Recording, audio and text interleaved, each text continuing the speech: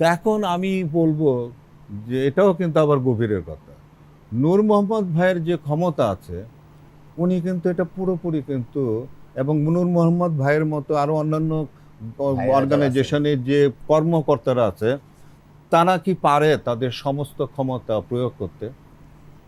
এই প্রশ্নটাই তাকে আমি রেখেছিলাম, তারা কি পারে? স্বাধীনভাবে পারেন পারবে কিনা। না। অদৃশ্য শক্তি, অদৃশ্য ক্ষমতা।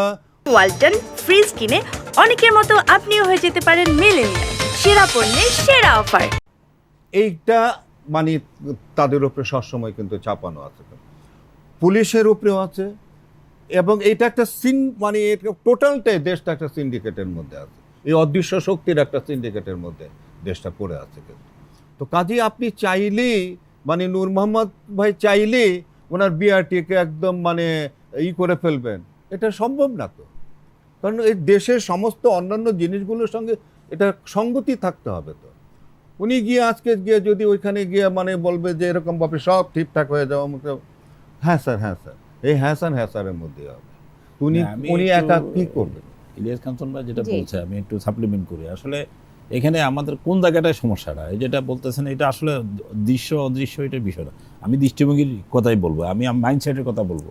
এই যে আমরা এই দেশের নাগরিক, প্রত্যেকেই কিন্তু সরকার জনগণই সরকার, তো প্রত্যেকের কিন্তু মাইন্ডসেট চেঞ্জ করতে হবে। এখানে হলো কি একটা যুগে যুগে সব ভালো কাজে কিন্তু প্রতিবন্ধকতা আছে, এখানে ওভারকাম করার জন্য আমাদেরকে আমি বারবার এই জন্য ডিফার করতে পারেন যে সামাজিক আন্দোলন কেন বলতেছি, এটা বড় আকারে আন্দোলন হিসেবে গড়ে তুলতে হবে, সেই জন্য আমরা সাকসেসফুল হবো। বিএটি যে কিছু করে নাই, যেন আমার যত লিমিটেশন থাকে, আমার ম্যান পাওয়ার না থাকে, আমি একটু ভাই আপনার জবাবটা দিচ্ছি, ম্যান পাওয়ার যতই কম থাক, যত কিছু থাক, আপনি আমার এই পিরিয়ডে আপনি দেখেন, আপনি এখন ড্রাইভিং লাইসেন্স চাইলে কিন্তু পাবেন না। আপনি যত আগে কোনো পরীক্ষা ছাড়া কিন্তু ড্রাইভিং লাইসেন্স পেয়ে গেছে। এখন আমি চ্যালেঞ্জ দিলাম, এটা হচ্ছে না একটু এদিক থেকে শক্তিটা পেতে চাচ্ছেন এই হীরক রাজার দেশের মতো, যে রাজা হবে খান বা সিন্ডিকেট হবে খান, ওদিক থেকে চাপ আসে না। এখন শুনেন বিষয়টা ভাবে আমি বলছি না, আমি আমার এই জায়গাটা আমার যে একটা দায়িত্ব নিয়ে আছে, আমি কথা বলছি, আমরা কাজ করতেছি। এখন ড্রাইভিং লাইসেন্স আপনি চাইলে কিন্তু পাবেন না, মানে যে কেউ বলে যদি চাইলে, আমি চ্যালেঞ্জে শুরু বললাম, কারণ এই যে এখন প্রশ্নের সিস্টেম এমনভাবে করছি যে এখন এই টিক মারা সিস্টেম নাই, যাতে পরীক্ষা দিয়ে ফাঁস করতে হবে।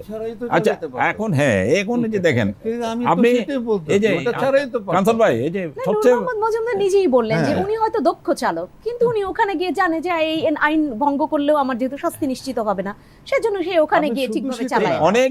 অনেক চেঞ্জ কিন্তু আসছে। আমি একটা আরো দুইটা উদাহরণ দিই। ম্যাক্সিমাম সেবা কিন্তু ডিজিটাল করে ফেলছি আমরা। আমাদের দুদকের এরকম সৎ ব্যক্তিটির চাকরি চলে যেত, যে ম্যাজিস্ট্রেট আপনাকে মোবাইল কোড করে খাদ্য এবং নানান ভেজাল জিনিস সবচেয়ে বেশি তাকে নিষ্ক্রিয় করে দিতে।